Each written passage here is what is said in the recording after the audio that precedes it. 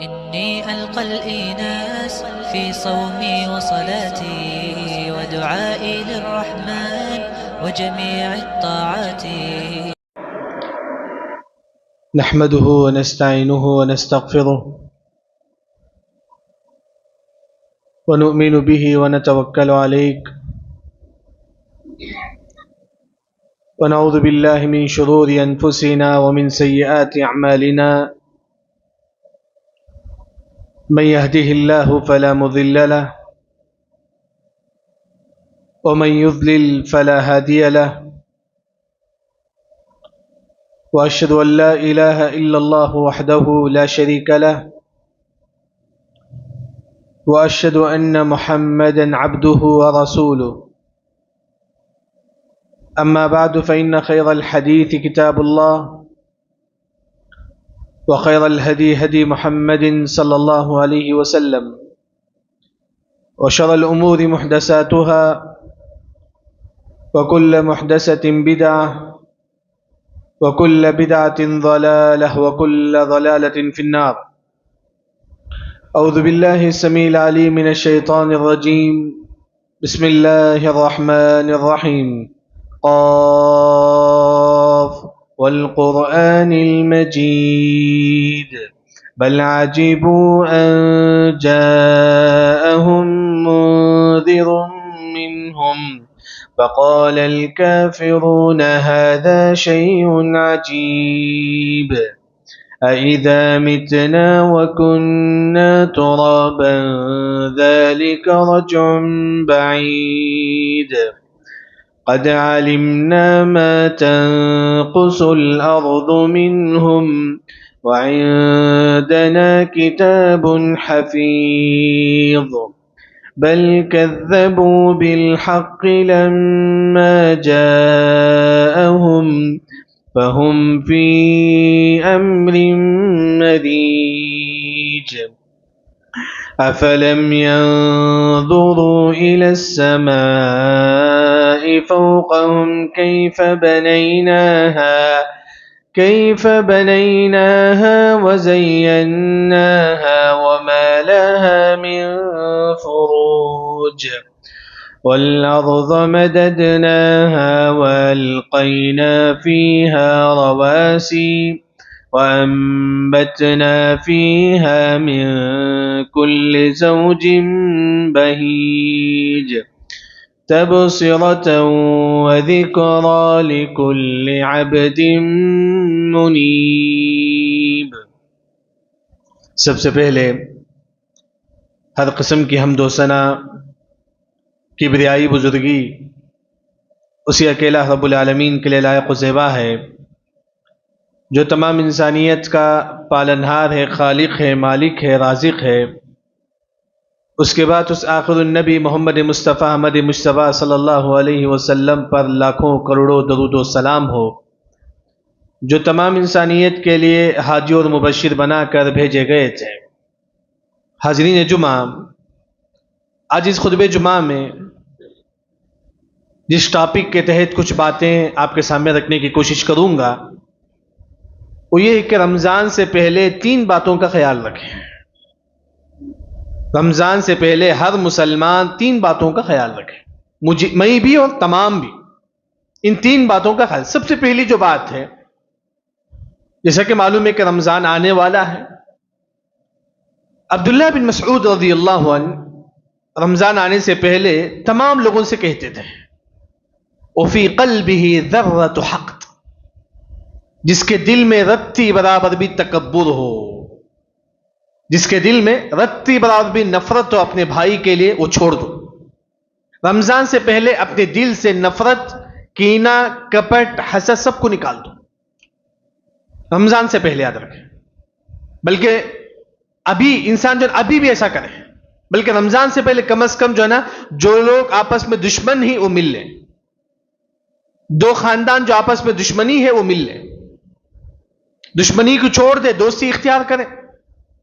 کیوں؟ اگر کوئی انسان آپس میں دشمنی رکھتا ہے تو اس کے اعمال اللہ تعالیٰ کے پاس قبول نہیں ہوں گے۔ اگر ہم دشمنی رکھیں گے آپس میں، ہمارے اعمال اللہ کے پاس قبول نہیں ہوں گے۔ جیسا کہ حدیث میں آتا ہے کہ تعرض الاعمال الی اللہ، ہمارے جو اعمال ہیں، ہم نماز پڑھتے ہیں، روزہ رکھتے ہیں، زکوٰۃ دیتے ہیں، صدقہ و خیرات کرتے ہیں، یہ اللہ تعالیٰ کے پاس پیش کیے جاتے ہیں پیر اور جمعرات۔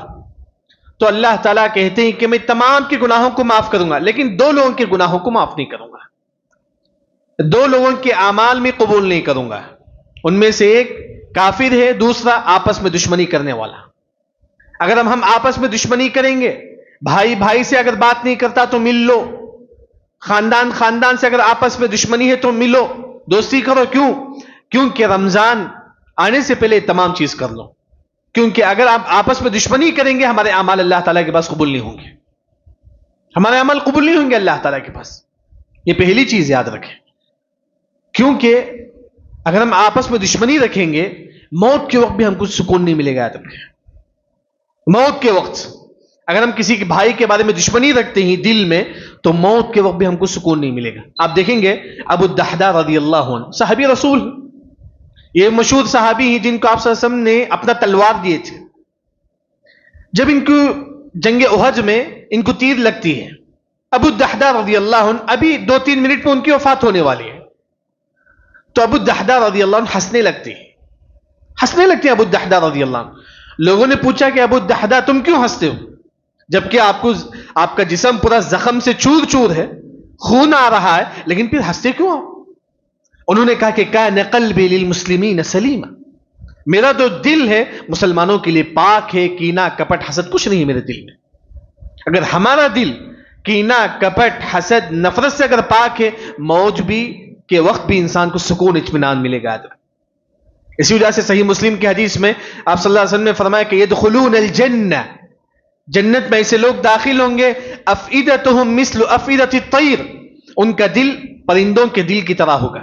پرندہ کبوتر کا دل آپ دیکھیں، اس کے دل میں کوئی کینہ نہیں ہوتا ہے، وہ دل میں کوئی حسد نہیں ہوتا ہے، ایسے دل والے جو نا جنت میں داخل ہوں گے۔ اسی وجہ سے رمضان سے پہلے خاص طور پر عبداللہ بن مسعود رضی اللہ عنہ کہتے ہیں کہ جو دل میں جو حسد ہے، نفرت ہے، کینہ، اسے نکال دو۔ اس کا فائدہ کیا ملے گا آپ؟ اس کا فائدہ کیا ملے گا؟ معلوم ہے مشہور حدیث سے مسند احمد میں کہ آپ صلی اللہ علیہ وسلم ایک مرتبہ مسجد میں بیٹھے ہوئے تھے، ایک صحابی آئے، آپ صلی اللہ علیہ وسلم نے کہا کہ یہ جو صحابی جو مسجد میں داخل ہوئے یہ جنت میں داخل ہونے والے ہیں۔ اچھی بات ہے۔ پھر دوسرے دن تمام صحابہ ہمارے نبی کے پاس بیٹھے رہتے ہیں، پھر آپ صلی اللہ علیہ وسلم فرماتی ہیں کہ جو نا ایک جو صحابی جو آنے والے ہیں مسجد میں وہ جنت پہ داخل ہونے والے ہیں۔ پھر وہ صحابی داخل ہوتی ہیں مسجد میں، یعنی کہ 3 دن تک آپ صلی اللہ علیہ وسلم نے کہا کہ یہ صحابی جو جنت پہ داخل ہونے والی جن کا نام سعد بن ابی وقاص رضی اللہ عنہ، تو سعد بن ابی وقاص رضی اللہ عنہ کے بارے میں آپ صلی اللہ علیہ وسلم نے فرمایا کہ جنت میں داخل ہونے والے ہیں۔ تو ایک صحابی نے پوچھا کہ آپ کیا عمل کرتے ہو، آپ کا کیا عمل ہے کہ جو نا ہمارے نبی نے کہا کہ تم جنت پہ داخل ہوں گے؟ انہوں نے کہا کہ میرے دل میں کسی کے بارے میں کینہ نہیں ہے، میں کسی سے نفرت نہیں کرتا ہوں۔ ہاں انسان ہوتا ہے دشمنی، آپس میں لڑائی جھگڑا ہوتا ہے، لیکن رمضان سے پہلے مل لو، بلکہ میں کہتا ہوں کہ ابھی آج ہی مل لو۔ یاد رکھو کیوں؟ کیونکہ حدیث میں آتا ہے کہ شعبان کے ہر دن شعبان میں ہمارے اعمال اللہ کے پاس پیش کیے جاتے ہیں، جس میں اللہ تعالیٰ تمام لوگوں کے گناہوں کو معاف کرتی سوائے 2 لوگوں کے، یہ ایک کافر، دوسرا دشمنی کرنے والا۔ اسی وجہ سے اگر دشمنی ہے تو رمضان سے پہلے مل لو تاکہ جو ہے نا ہمارا جو اعمال اللہ تعالیٰ کے پاس قبول ہو جائے۔ بلکہ حدیث میں آتا ہے کہ اگر کسی انسان کے دل میں کینہ کپٹ حسد نفرت ہے کسی بھائی کے حق میں، اسے دور کرنے کے لیے آپ صلی اللہ علیہ وسلم کہتے ہیں صوم 3 ایام من کل شہر، ہر مہینہ 3 روزہ رکھیں، ہر مہینہ 3 روزہ رکھیں، یذهبن وحر الصدر، ہمارے دل میں جو کینہ ہے اللہ تعالیٰ اس کو نکال دیں گے۔ یعنی کہ ہمارے دل میں کینہ کپٹ جو ہے نا اس کو نکالنے کا ایک طریقہ جو آپ صلی اللہ علیہ وسلم نے کہا کہ جو تم کیا کرو، روزہ رکھو۔ روزہ رکھنے سے بھی جو ہے نا ہمارے دل میں جو کینہ کپٹ حسد نفرت ہے وہ نکل جاتا ہے۔ لیکن خاص طور پر شعبان کے مہینے میں آپ صلی اللہ علیہ وسلم بہت زیادہ روزہ رکھتے تھے، روزہ رکھا کرو شعبان کے مہینے میں۔ یعنی کہ پہلا جو عمل جو مجھے اور آپ کو کرنا ہے وہ یہ ہے کہ شعبان کے مہینے میں جو رمضان سے پہلے ہمارے اندر جو دشمنی ہے اسے دوستی میں بدل لو، ہمارے اندر جو حسد ہے نفرت ہے، جو 2 خاندان جو جدا ہے، جو مل جاؤ۔ دوسرا جو عمل ہے شعبان کے مہینے کو سلف کیا کہتے تھے؟ یہ شعبان کا جو مہینہ ہمارے پاس، اس کو اہل علم کیا کہتے ہیں؟ اسے قرآن کا مہینہ بولتے ہیں، اسے بولتی کہ شہر القراء. جیسے کہ آپ دیکھیں گے حبیب بن ابی زید رحمہ اللہ نے کہا کہ شعبان کا مہینہ قرآن کا مہینہ ہے. سلمت ابن کہیل رحمہ اللہ نے کہا کہ شعبان کا مہینہ قرآن کا مہینہ شہر القراء. بلکہ بعض سلف سے ثابت ہے کہ شعبان کے مہینے میں دکان بند کر کے جو ہے نا قرآن پڑھتے تھے. ہم سمجھتے ہیں کہ صرف رمضان کا مہینہ قرآن کا مہینہ ہے، نہیں، شعبان کا مہینہ قرآن کا مہینہ ہے. ہم میں سے کتنے لوگ ہیں جو قرآن پڑھتے ہیں؟ کیوں شعبان کا مہینہ قرآن کا مہینہ ہے؟ تاکہ ہم رمضان میں اچھی طریقے سے قرآن پڑھیں. اگر ہم ابھی سے ہم پریکٹس کریں گے قرآن پڑھنے کی، رمضان میں زیادہ سے زیادہ ہم قرآن پڑھیں گے. یہ کیونکہ پریکٹس کے طور پر اہل علم نے کہا کہ شعبان کا مہینہ ہی قرآن کا مہینہ. رمضان تو پورا کا پورا قرآن ہے، پورا کا پورا قرآن ہے رمضان، لیکن شعبان کے مہینے میں پریکٹس کرو. کتنے لوگ ہم میں سے جو ان کو قرآن پڑھنے آتا ہے؟ کبھی ہم نے سوچا آج قرآن مجھے اچھی طریقے ایک پارہ مجھے پڑھنا ہے؟ کبھی ہم میں سے کبھی ہم کو بیزار ہوا کہ آج میں قرآن نہیں پڑھا ہوں؟ امام الحارثی رحمہ اللہ ایک مرتبہ اپنے گھر میں بیٹھے رہتے ہیں. دیکھیے سلف قرآن اگر کوئی ایک دن اگر نہیں پڑھتے تو کتنا بیزار ہوتے تھے. امام ابو داؤد رحمہ اللہ امام حارث کے پاس آتے ہیں، آ کر پوچھتے کہ امام حارث تم کیوں بیزار رہتے، تم روتے کیوں ہیں؟ انہوں نے کہا کہ میں آج کل قرآن نہیں پڑھا ہوں، میں کل کا دن میں نے قرآن نہیں پڑھا ہے. کبھی ہم ایسا بیزار ہوئے؟ نہیں. ہاں ہماری زندگی جو نا کمائی میں جاتی ہے، بزنس میں جاتی ہے، لیکن ہم نے کبھی بیزار ہوا ہے؟ ہاں کسی کی موت پر ہم غم مناتے ہیں، کبھی ہم نے قرآن نہ پڑھنے پر ہم نے غم منایا؟ نہیں. ہم کبھی کسی ہم تکلیف ہوتی ہے، ہمارے گھر والوں کو تکلیف ہوتی ہے، ہم کو تکلیف ہوتی ہے، لیکن کبھی ہم نے قرآن نہ پڑھنے پر ہم کو تکلیف ہوئی ہے؟ نہیں، کیونکہ ہمارے اندر قرآن کے وہ مقام وہ مرتبہ ہمارے اندر نہیں. بلکہ اکرمہ رضی اللہ عنہ جو کون ہے؟ ابو جہل کے بیٹے ہیں. اکرمہ رضی اللہ عنہ وہ قرآن کو اپنے سینے میں لگا کے کہتے تھے کہ ہذا کلام ربی، ہذا کلام ربی، یہ میرا رب کا کلام ہے، یہ اللہ تعالیٰ کا کلام ہے قرآن. بلکہ ایک اور حدیث میں آپ صلی اللہ علیہ وسلم نے فرمایا کہ طرفۃ بید اللہ، قرآن کا ایک طرف جو ہے اللہ تعالیٰ کا ہاتھ میں ایک قرآن، ایک اور قرآن ہمارے ہاتھ میں ہے. قرآن کتنے لوگ ہیں جو ہم میں سے قرآن پڑھتے ہیں؟ ہاں کوشش کیجیے قرآن پڑھنے کے لیے. نہیں آتا ہے کوشش کیجیے. حدیث میں آتا ہے کہ وَمَن يَتَتَعْتَعْ فِيهِ يَكُونُ عَلَيْهِ شَاقٌ لَهُ أَجْرَانِ. اگر آپ کو قرآن پڑھنے نہیں آتا ہے، اگر آپ کوشش کریں گے تو آپ کو ڈبل ثواب ملے گا، آپ کو ڈبل ثواب ملے گا. بخاری مسلم کی روایت. کوشش کرو قرآن پڑھنے کے لیے. اٹک اٹک کے پڑھتے ہیں، قرآن پڑھنے میں تکلیف ہوتی ہے، پڑھو قرآن. ہماری زندگی جو ہے نا اصل میں جو ہے نا قرآن سے معمور نہیں ہے.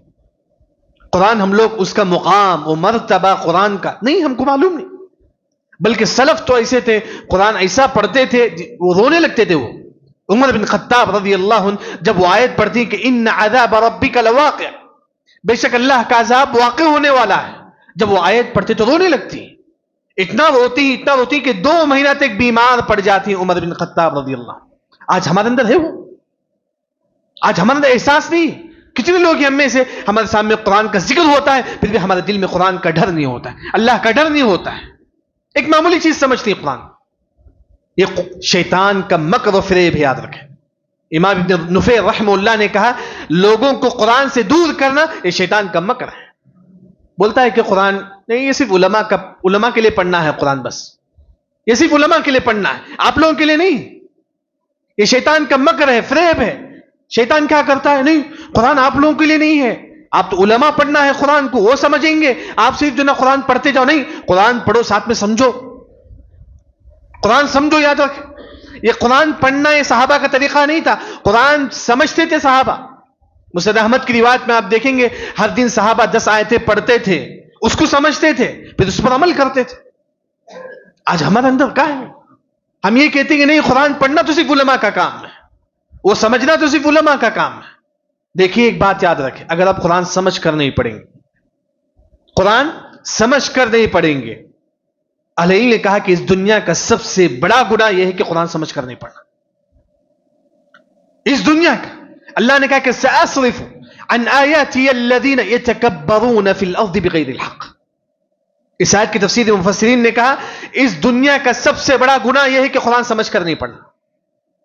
دیکھیے نقصان تو دنیا میں کئی ہے، لیکن آخرت میں کیا نقصان ہوگا؟ معلوم ہے کہ محمد صلی اللہ علیہ وسلم سفارش کریں گے، ہمارے حق میں سفارش کریں گے، ہم یہی خیال کرتے ہی نا. سورہ فرقان آیت نمبر 30 آپ پڑھیے، سورہ فرقان آیت نمبر 30. کل ہمارے نبی اللہ کے پاس آئیں گے حشر کے میدان میں اور کہیں گے کہ وقال الرسول یا رب. آپ صلی اللہ علیہ وسلم کہیں گے کہ یا رب، اے میرے رب، اے اللہ تعالی، یا رب هذا وقال الرسول یا رب ان قوم اتخذوا هذا القرآن مہجورا. اے اللہ تعالی یہ میری قوم ہے جو قرآن سمجھ کر نہیں پڑھتی ہے. ہمارے نبی کل اللہ کے پاس کہیں گے کہ اللہ تعالی یہ میری قوم ہے جو قرآن سمجھ کر نہیں پڑھتی ہے. ہمارے نبی ہمارے خلاف اللہ کے پاس گواہی دیں گے. کتنے لوگ جو ہم میں سے قرآن پڑھتے ہیں، بلکہ قرآن کم از کم یاد کرے پڑھے. بلکہ عبداللہ بن عباس رضی اللہ عنہ کہتے، امام ابن کثیر رحمہ اللہ جو نا نقل کرتے ہیں کہ عبداللہ بن عباس رضی اللہ عنہ نے کہا اے لوگوں قرآن پڑھو، اپنے بچوں کو بھی بولو کہ تم بھی قرآن پڑھو. انہوں نے کہا کہ کسی شخص سے کہا کہ تم سورہ ملک پڑھو اور اپنے بچوں کو کہو کہ تم بھی سورہ ملک پڑھو. سورہ ملک معلوم ہے 30 آیت ہے، 30 آیت ہے، یعنی کہ خود بھی پڑھو، اپنے گھر والوں کو بولو قرآن پڑھو. ہاں لیکن آج ہم قرآن کیوں نہیں پڑھتے ہیں؟ کبھی ہم نے سوچا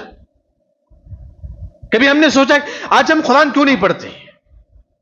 ایک حدیث آپ کے سامنے سناتا ہوں، مشہور حدیث ہے کہ آپ صلی اللہ علیہ وسلم نے کہا کہ جس گھر میں تصویر ہو، کتا ہو، اس گھر میں فرشتے داخل نہیں ہوتے. یہ حدیث معلوم ہے تمام. جس گھر میں تصویر ہو، کتا ہو، اس گھر میں فرشتے داخل نہیں ہوتے. اس حدیث کی شرح میں امام ابن قیم رحمہ اللہ نے کہا کہ جس گھر میں تصویر ہو اس گھر میں فرشتے داخل نہیں ہوتے. آج ہمارے دل میں کیا کیا تصویر نہیں ہے، آج ہمارے دل میں کیا کیا نہیں ہے، اس دل میں قرآن کیسے داخل ہو سکتا ہے؟ ہمارے دل میں کیا کیا نہیں ہے، کیا کیا کسی تصویریں ہمارے دلوں میں نہیں ہے، تو اس دل میں کیسے قرآن داخل ہو سکتا ہے؟ عبداللہ بن عباس رضی اللہ عنہ نے کہا کہ واللہ لو طہرت قلوبنا ما شبعت من کلام ربنا. اگر ہمارا دل پاک ہے تو اس دل میں قرآن آئے گا، یاد رکھیں. اگر ہمارا دل پاک نہیں ہے تو اس دل میں قرآن نہیں آ سکتا. آج ہم قرآن کیوں نہیں پڑھتے؟ کیونکہ ہمارا دل پاک نہیں. ہاں دوسرا جو ریزن ہے کون قرآن نہیں پڑھے گا، اللہ نے کہا کہ سورہ نجم کے اندر فَأَعْرِضْ عَمَّنْ وَلَمْ يُرِدْ إِلَّا الْحَيَاةَ الدُّنْيَا. جس کے اندر دنیا کی محبت ہو، وہ سمجھتا ہے کہ دنیا ہی سب کچھ ہے، یہی دنیا ہے، اسی میں مجھے رہنا ہے، یہی سب کچھ ہے، میرا دنیا یہی ہے. اگر کوئی انسان یہ سمجھتا ہے کہ بس میں دنیا کے لیے جیوں گا، یہی کے لیے سب اس کا ٹارگیٹ، آج مجھے 1 لاکھ کماؤں تو کل میں 2 لاکھ کماؤں گا اور جو 3 لاکھ کماؤں گا، یعنی کہ دنیا کے پیچھے جاتے جاتے کس سے دور ہو جاتا ہے؟ قرآن سے دور ہو جاتا ہے. آج ہمارے پاس یہ ماجرا ہے نا. اللہ نے خود کہا کہ جس کے اندر دنیا کی محبت ہے وہ کبھی قرآن نہیں سمجھ سکتا. یاد رکھیں. ہاں ہر انسان دنیا سے محبت کرتا ہے. حسن بصری رحمہ اللہ نے کہا کہ دنیا سے محبت کرو لیکن دنیا کی محبت اپنے دل میں نہ لاؤ. اگر آپ دنیا کی محبت اپنے دل میں لا لیں گے تو وہیں سے انسان چل جاتا ہے. یہی تو آپ صلی اللہ علیہ وسلم نے فرمایا ابو داؤد کی حدیث میں حب الدنیا و کراہیت الموت. قیامت کے قریب لوگ دنیا سے محبت کریں گے اور موت سے نفرت کریں گے. یہی تو چیز ہے.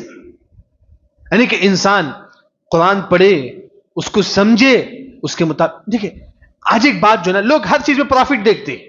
ہم موبائل لیتے ہیں، اس سے فیوچر کیا ہے؟ انسان آج ہماری سوچ کیا ہے؟ کوئی نہ کوئی چیز ہمارے پاس ہو، اس میں کیا فائدہ ہے؟ ہم یہ سوچتے ہیں. وہ یہ یہاں جانے سے ہم کو جو ہے نا کمائی میں برکت ہے، وہاں جانے سے اتنا 3 لاکھ روپے ملتا ہے مہینہ، ہم وہاں جاتے ہیں، جا کے جاب کرتے ہیں ہم لوگ. دیکھیے قرآن پڑھو، اسی میں آپ کو دنیا ملے گی. یاد رکھیں اللہ نے کہا کہ کتاب انزلناہ الیک مبارک. جن لوگوں کو جاب نہیں ہے، کمائی میں برکت نہیں ہے، چاہتے ہیں کہ وہ اچھا کمائیں، پیسہ ہے، قرآن پڑھو. اللہ نے کہا کہ قرآن مبارک ہے، قرآن پڑھیں گے اللہ آپ کے مال میں برکت دے گا، آپ کی رزق میں اللہ برکت دے گا. کتنے لوگ ہیں جو ہم میں سے قرآن پڑھتے ہیں، بولتے ہیں کہ کمائی میں برکت نہیں ہے، بزنس میں برکت نہیں ہے، کماتا ہوں پھر بھی سکون نہیں. کیوں؟ کیونکہ قرآن نہیں پڑھتے ہم لوگ. ہم لوگ قرآن نہیں پڑھتے. اگر آپ قرآن پڑھیں گے اللہ خود بخود کمائی میں برکت دیں گے. اسی وجہ سے اہل علم نے کہا کہ جب ہم بعض سلف سے جو ثابت ہے انہوں نے کہا کہ جب میں قرآن سے دل لگا لیا اللہ نے دنیا کو میرے پاؤں تلے اللہ نے ڈال دیا. پوری دنیا کو اللہ نے ان کے پاؤں تلے ڈال دیا. اگر آپ مال چاہتے ہو, دولت چاہتے ہو, اچھا جاب چاہتے ہو, کمائی میں برکت چاہتے ہو تو قرآن پڑھو, کیونکہ قرآن مبارک ہے. کتاب انزلناہ الیک مبارک. بعض لوگوں کی خواہش ہے کہ جو نا اللہ مجھے صحت دے. کئی لوگ بیمار ہیں وہ یہ چاہتی ہیں کہ اللہ ان کو صحت دے. تو صحت کس میں ہے؟ قرآن میں. اللہ نے کہا کہ وَنُنَزِّلُ مِنَ الْقُرْآنِ مَا هُوَ شِفَاء. یہ قرآن شفا ہے آپ کے لیے, آپ کی دلوں کا شفا ہے, آپ کی بیماریوں کا شفا ہے, سب کچھ ہے. لیکن قرآن پڑھو. لیکن ہم دنیا کو جس نظر سے ہم دیکھتے ہیں کہ دنیا میں مجھے اچھا کماؤں گا, مجھے سب, اسی قرآن میں آپ کو ہر چیز ملے گی. یاد رکھیں, قرآن پڑھیں گے تو اللہ تعالیٰ کمائی میں برکت دے گا. یہی قرآن پڑھیں گے تو اللہ تعالیٰ آپ کو شفا دے گا. سب کچھ ہے اس قرآن میں, بس ہے کہ ہم اس قرآن پڑھنا چاہیے. قرآن پڑھو یا تو. بلکہ حدیث میں آتا ہے کہ کوئی مسلمان دیکھیے قرآن پڑھتا ہے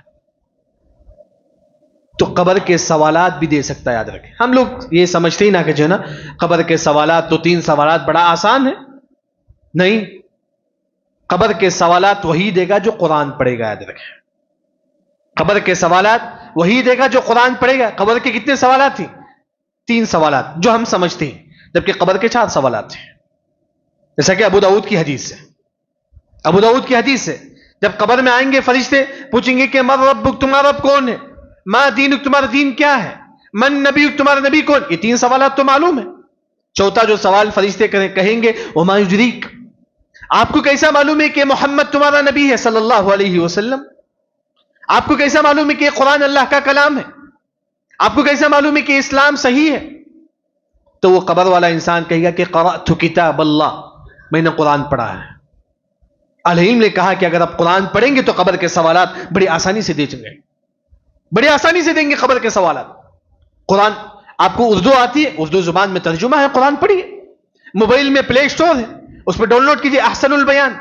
ہر دن دکان میں بیٹھ کر 2 آیت پڑھیے, دکان میں بیٹھ کر ہر دن 2 آیت 3 ترجمہ کے ساتھ پڑھیے. صحابہ کے بارے میں اللہ نے کہا کہ رجال لا تلہیہم تجارہ, بزنس کے وقت بھی صحابہ اللہ کا ذکر کرتے تھے, قرآن کی تلاوت کرتے تھے. دکان میں بیٹھ کر اب 2 آیت 3 آیت کا ترجمہ پڑھیے, دیکھیے اس کا آپ کی زندگی میں کس طرح اللہ تعالیٰ برکت دیتے. یہ دوسری جو چیز ہے جو مجھے اور آپ کو یاد رکھنا ہے. تیسری جو چیز ہے رمضان آنے سے پہلے وہ یہ ہے کہ تراویح, تہجد کا اہتمام. تراویح تو ہم رمضان میں پڑھتے ہیں, تہجد کا اہتمام. تہجد پڑھیے, یاد رکھیں, قیام اللیل کیجئے. کیوں پریکٹس؟ کیونکہ اہل علم نے سمجھانے کے لیے, فقہاء کرام نے کہا کہ جو نا ہم فرض نماز سے پہلے سنت پڑھتے ہیں. کیوں سنت پڑھتے ہیں؟ تاکہ فرض ہم بڑے اچھی طریقے سے ہم پڑھیں. اگر آپ مسجد میں 10 منٹ پہلے آتے ہیں 2 رکعت جو بھی آپ ہو سکے آپ پڑھتے ہی سنت. کیوں؟ تاکہ آپ فرض نماز اچھی طریقے سے پڑھ سکیں. پریکٹس ہے سنت, تاکہ فرض اچھی طریقے سے پڑھ سکیں. اسی طرح یہ جو رمضان میں آنے والا جو تراویح ہے, اگر آپ اس میں اچھی طریقے سے پڑھنا چاہتی تو ابھی سے پریکٹس کیجیے, ابھی سے. بلکہ ہم میں سے کتنے لوگ ہیں جن کی عمر تو 25-30 ہو چکی ہے, کتنے لوگ ہیں جو تہجد کا اہتمام کرتے ہیں؟ ہم میں سے بہت کم لوگ ہیں جو تہجد کا اہتمام کرتے ہیں. بلکہ صحابہ تو 15 سال ہی میں تہجد کا اہتمام شروع کرتے. 15 سال میں. ہم بولتے ہیں کہ بچہ ابھی چھوٹا ہے 15 سال میں, ہمارا یہ کہنا ہے. لیکن 15 سال, جیسا کہ آپ دیکھیں گے مشہور حدیث صحیح بخاری میں, ایک مرتبہ عبداللہ بن عمر رضی اللہ عنہ سو رہے تھے, خواب میں ان کے پاس 2 فرشتے آتے ہیں, آ کر ان کو جہنم کے پاس لے کر جاتے ہیں. جیسا کہ ہم کوئی خواب میں ڈراؤنی چیز ہم دیکھتی تو اٹھ کے بیٹھ جاتی ہیں. عبداللہ بن عمر رضی اللہ عنہ دیکھتی ہیں کہ 2 فرشتے ان کو جہنم کے پاس لے کر جا رہے ہیں, تو ڈر کر جو نہ اٹھ جاتی ہیں. پھر اس کے بعد یہ خواب وہ آپ صلی اللہ علیہ وسلم کو بتاتے ہیں, اے اللہ کے نبی, میں نے خواب میں دیکھا کہ 2 فرشتے مجھے جہنم کے پاس لے کر جا رہے. تو آپ صلی اللہ علیہ وسلم فرماتے ہیں کہ نعم الرجل عبداللہ لو کان یصلی باللیل, اے عبداللہ بن عمر کتنا ہی اچھا ہوتا کہ تم تہجد کا اہتمام کرو. اس وقت عبداللہ بن عمر رضی اللہ عنہ کی عمر جو نا صرف 15 سال کا تھا, صرف 15 ایئرز, 15 سال کی تھے بس عبداللہ بن عمر رضی اللہ. اس کے بعد سالم جو ان کے غلام ہیں وہ کہتے ہیں کہ مرتے دم تک عبداللہ بن عمر رضی اللہ عنہ رات میں بہت کم سویا کرتے تھے, رات کا اکثر حصہ وہ تہجد میں گزارتے تھے. ہم میں سے کتنے لوگ جو تہجد پڑھتے ہیں؟ ہاں, میں اپنے بارے میں جانتا ہوں، یعنی کہ ہم میں سے کتنے لوگ جو تہجد پڑھتے ہیں؟ نہیں. کیوں ہم تہجد نہیں پڑھتے؟ ہم لوگ کبھی ہم نے سوچا کہ ہم کیوں تہجد نہیں پڑھتے؟ سفیان ثوری رحمہ اللہ نے کہا کہ میں نے ایک گناہ کر دیا. کتنا گناہ؟ یہ گناہ کر دیا، 5 مہینے تک مجھے تہجد پڑھنے کی توفیق نہیں ہوئی، یہ گناہ کی وجہ سے. آج ہم کتنے گناہ کرتے ہیں یہ گناہ کی وجہ سے؟ مثال کے طور پر میں آپ کو بتاؤں، آج کا دن جمعہ کا دن ہے، جمعے کے دن آج رات کون تہجد پڑھے گا جو آج گناہ نہیں کرے گا؟ آج رکھے، اگر آج جمعے کے دن اگر آپ گناہ نہیں کریں گے، انشاءاللہ آپ کو جو ہے نا 3-4 بجے آپ کی آنکھ کھل جائے گی خود بخود، اگر آپ تہجد کی نیت کریں گے تو. اگر ہم گناہ نہیں کریں گے تو یاد رکھیں. کتنے لوگ ہیں جو، بلکہ آپ سوتے وقت آپ دیکھیں لوگ شارٹ ویڈیو دیکھ کے سوتے ہیں. شارٹ ویڈیوز میں گانا ہوتا ہے، کامیڈی ہوتا ہے. کہاں سے تہجد نصیب ہوگا ہم لوگ؟ کہاں سے نصیب ہوگا تہجد؟ نہیں. بلکہ اللہ نے کہا کہ اگر آپ، ہر انسان کی خواہش ہے کہ میں متقی بن جاؤں، میں نیک بن جاؤں، ہر انسان کی خواہش ہے. تو آپ نیک ہی یعنی ہم کیسے معلوم کریں؟ آپ اللہ کے مقربین بندے ہیں یا نہیں ہم کیسے معلوم کریں؟ میں مومن ہوں یا نہیں کیسا معلوم کریں؟ آپ مومن ہیں یا نہیں کیسا معلوم کریں؟ تراویح تہجد پڑھو. اگر آپ تہجد پڑھتی تو آپ مومن ہیں اور نیک ہیں، آپ متقی. اللہ نے کیا فرمایا؟ ان المتقین فی جنات وعیون. متقی لوگ وہ ہی جو جنت میں ہوں گے. متقی کون ہی؟ اللہ نے کہا کہ کانوا قلیلا من اللیل ما یہجعون. متقی وہ ہی جو تہجد پڑھتی ہیں. اگر آپ تہجد پڑھتی ہیں تو آپ نیک ہیں، اگر آپ تہجد نہیں پڑھتی تو آپ متقی نہیں ہیں، آپ مومن نہیں. عورت بھی اگر کوئی عورت تہجد پڑھتی ہے سمجھ جاؤ کہ وہ نیک ہے، اگر وہ تہجد نہیں پڑھتی ہے تو نیک نہیں. بلکہ حدیث میں آتا ہے کہ علیکم بقیام اللیل، اے لوگو تم تہجد کا اہتمام کرو. کیوں؟ فإنه دأب الصالحین قبلکم، یہ نیک لوگوں کی پہچان ہے.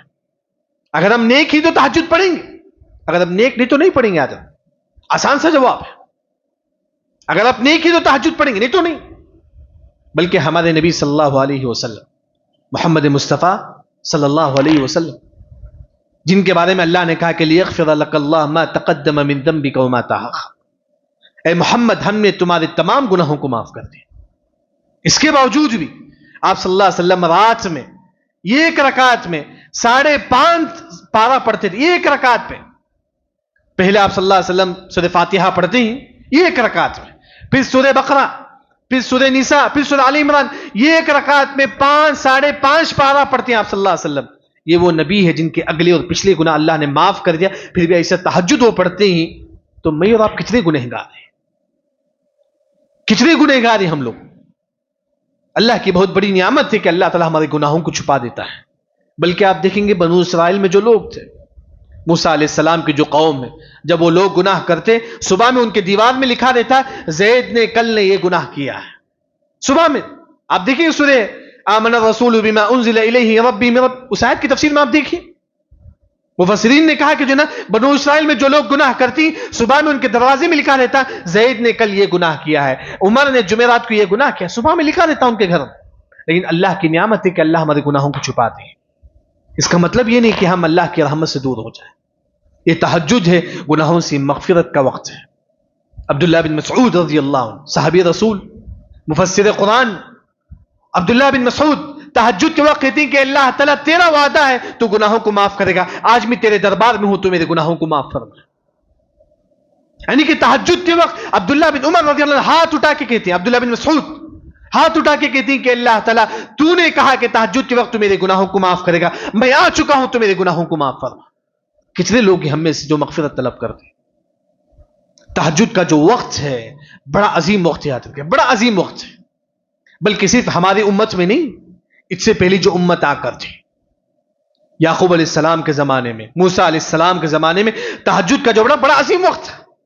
آپ دیکھیں گے یعقوب علیہ السلام کے بیٹے جب انہوں نے کنواں میں پھینک دیا تھا یوسف علیہ السلام، پھر بعد میں ان کو غلطی کا اعتراف ہوا، شرمندہ ہوئے یعقوب علیہ السلام کے بیٹے. پھر انہوں نے یعقوب علیہ السلام کے بیٹے یعقوب علیہ السلام کے پاس آتے ہیں اور کہتی کہ یا ابانا استغفر لنا ذنوبنا، اے ابو جان ہم سے غلطی ہو گئی ہے، ہاں ہم نے ایسا کیا ہے، یوسف علیہ السلام کے ساتھ ہم نے ظلم کیا ہے، ہم نے ان کو کنواں میں پھینک دیا، ہم سے غلطی ہو گئی ہے. اے یعقوب علیہ السلام آپ تھوڑا اللہ سے ہمارے حق میں مغفرت کیجیے. تو یعقوب علیہ السلام نے کہا کہ سوف استغفر لکم ربی، عند قریب میں اللہ کے دربار میں جا کر تمہاری مغفرت طلب کروں گا. تو مفسرین نے کہا کہ انہوں نے یعقوب علیہ السلام نے تہجد کے وقت اللہ کے سامنے کہتے ہیں کہ اللہ تعالیٰ میرے بچوں سے غلطی ہو چکی ہے تو میرے بچوں کے گناہوں کو معاف فرما. ہم میں سے کتنے لوگ جو اپنے بچوں کے حق میں مغفرت کی دعا مانگتے ہیں تہجد میں. آپ دیکھیں گے عبداللہ بن مسعود رضی اللہ عنہ تہجد میں نماز کے لیے کھڑے ہوتے اور کہتے کہ اپنے بچے کو دیکھ کر کہتے کہ بیٹے رجاء ان یحفظ فیک، میں تیرے وجہ سے 2 رکعت ایکسٹرا نماز پڑھتا ہوں تہجد میں تاکہ اللہ تعالیٰ تیری حفاظت کرے. یہ تہجد کی نماز آپ پڑھیں گے، اللہ آپ کے بچوں کی اللہ حفاظت کرے گا، آپ کی جان کی اللہ حفاظت کرے گا، آپ کی مال کی اللہ حفاظت کرے گا. یعنی کہ تہجد ایک، بلکہ تمام کو یہ چیز معلوم ہے کہ جہنم بڑی خطرناک چیز، بڑی خطرناک چیز ہے جہنم. جہنم کی 2 قسم ہے، ایک اصل تو جہنم ہے، ایک مرنے کے بعد اگر دیکھے تو انسان اس کے لیے قبر جنت ہے. نعوذ باللہ اگر وہ انسان برا ہے تو اس کے لیے قبر جہنم ہے. نعوذ باللہ، اللہ ہم تمام کو نار جہنم سے بچائے. لیکن امام طاؤوس رحمہ اللہ جب تہجد کے لیے کھڑے ہوتے ہیں، معلوم ہے کہ جب ہم نماز کے لیے کھڑے ہوتے تہجد میں پاؤں میں درد ہوتا، تکلیف ہوتا ہم کو پاؤں میں. لمبی لمبی جب ہم نماز کے لیے کھڑے ہوتی ہیں تہجد میں، خاص طور پر جب ہم نماز کے لیے کھڑے ہوتی ہیں ہم کو پاؤں میں تکلیف ہوتی نا. امام طاؤوس رحمہ اللہ جب تہجد کے لیے کھڑے ہوتے پاؤں میں ان کو تکلیف ہوتی، چھڑی سے اپنے پاؤں کو مارتے تھے اور کہتے کہ طاؤوس یہ جو سفر ہے قبر کا وہ بہت لمبا سفر ہے، قیامت کا سفر بڑا لمبا ہے، جہنم کیا بڑی خطرناک ہے، اب تو تہجد پڑھ تو نار جہنم سے بچ جائے گا. اسی وجہ سے حدیث میں آتا ہے کہ جو مسلمان تہجد پڑھے گا اللہ اسے نار جہنم سے اللہ اسے بچا لے. کتنے لوگ ہیں ہم میں سے رمضان کا مہینہ ہے اس سے پہلے ہم یہ جو نیکیوں کا جو نا پریکٹس کریں، جس طرح ہم کرکٹ کھیلنے کے لیے جاتے ہیں اس سے پہلے ہم پریکٹس کرتے ہیں نا تاکہ ہم اچھی طریقے سے کرکٹ کھیلیں. کوئی بھی چیز جیسے کہ آپ جاب کو جاتے ہیں، جاب کو جانے سے پہلے آپ کو 2-3 سال آپ پریکٹس کرتی پھر اچھا جاب آپ کو ملتا ہے نا. یہ دنیا کی چیز، اسی طرح دین میں بھی ایسا ہی ہے نا. رمضان آنے والا ہے اس کی پریکٹس آپ کیجئے. 3 چیزیں رمضان سے پہلے یاد رکھیں. پہلا، ہمارے دل میں جو کینہ، کپٹ، حسد، نفرت اس کو نکالیں، کیونکہ جس دل میں کینہ ہے، 2 بھائی اگر آپس میں نہیں ملتے ہیں ان کے اعمال اللہ تعالیٰ کے پاس قبول نہیں ہوتے. 2 خاندان اگر آپس میں دشمنی کرتے ہیں رمضان میں ان کے اعمال اللہ تعالیٰ کے پاس قبول نہیں ہوتے. 2 بھائی اب آپس میں دشمنی کرتے نہیں ملتے ہیں، بات چیت نہیں کرتے، بلکہ حدیث میں آتا ہے اگر کوئی مسلمان یہ 1 سال تک کسی بھائی سے بات چھوڑتا ہے کہ صف کی دم ہے، یہ ایک انسان کو قتل کرنے کے برابر اللہ تعالیٰ اس کو گناہ دیں گے. کسی کو ہم قتل کر دیں گے تو کتنا گناہ ملے گا؟ اتنا گناہ اسے ملے گا، بلکہ اس کے اعمال بھی اللہ تعالیٰ کے پاس قبول نہیں ہوں گے. رمضان سے پہلے ہمارے اندر جو دشمنی اسے دور کریں. دوسری جو چیز ہے وہ ہے کہ قرآن کی تلاوت، جتنا ہو سکے قرآن کی تلاوت کریں. بلکہ عبداللہ بن مسعود رضی اللہ عنہ جب گھر میں داخل ہوتے تو 2 رکعت یعنی کہ قرآن پڑھتے تھے، 2 آیت قرآن پڑھتے تھے. بلکہ سلف تو ایسے تھے جب ان کے پاس جانور تھا، جانور سے نکل کر جب گھر جانے کا جو وقت ہوتا تھا 2-3 سیکنڈ اس میں قرآن پڑھتے تھے. آج ہمارے پاس بائک ہے، بائک سے جو ہم اترتے ہی پھر ہم لوگ مسجد کو آتے ہیں، جو وقت ہوتا ہے اس میں جو صورتیں یاد ہیں وہ پڑھیے. تیسری جو چیز ہے وہ یہ کہ تہجد کا اہتمام کیجیے. اگر آپ تہجد کو سونے سے پہلے نہیں، افضل یہ ہے تہجد جو ہے نا 3 بجے کے بعد ہے. لیکن اگر آپ سونے سے پہلے بھی اگر 2 رکعت، ہم کتنے بجے سوتے ہیں؟ 10 بجے 11 بجے سوتے ہیں. عبداللہ بن عباس رضی اللہ عنہ نے فرمایا کہ من صلی بعد العشاء رکعتین، اگر کوئی عشاء کی نماز کے بعد 2 رکعت پڑھتا ہے یہ بھی تہجد ہے. اب 11-12 بجے ہم سوتے ہیں اس وقت جو ہے نا اب 2 رکعت پڑھ کے سو جائیے. عبداللہ بن مسعود رضی اللہ عنہ نے فرمایا کہ اگر آپ سونے سے پہلے 2 رکعت بھی اگر آپ پڑھ کر سو جائیں گے بات للہ ساجدا وقائما، پوری رات تہجد پڑھنے کا ثواب اللہ تعالی ہمارے نام اعمال میں لکھ دیں گے. یعنی کہ انسان جو باتیں میں نے آپ کے سامنے ذکر کیا ہوں سب سے پہلے اللہ تعالی مجھے بھی اس پر عمل کرنے کی اور تمام لوگوں کی بھی اس پر عمل کرنے کی توفیق عطا فرمائے. اور اللہ رب العزت سے دعا ہے اللہ تعالیٰ ہم تمام کو صحیح دین سمجھ کر اس پر عمل کرنے کی توفیق عطا فرمائے، اور ساتھ ہی ساتھ اللہ تعالیٰ ہم کو رمضان جیسا عظیم مہینہ جو نا ہم کو نصیب فرمائے. بارک اللہ لنا ولکم فی القرآن المجید ورفعنی وإیاکم بما فیہ من الآیات والذکر الحکیم. اقول قولی هذا واستغفر اللہ الذی ولکم ولسائر المسلمین اجمعین.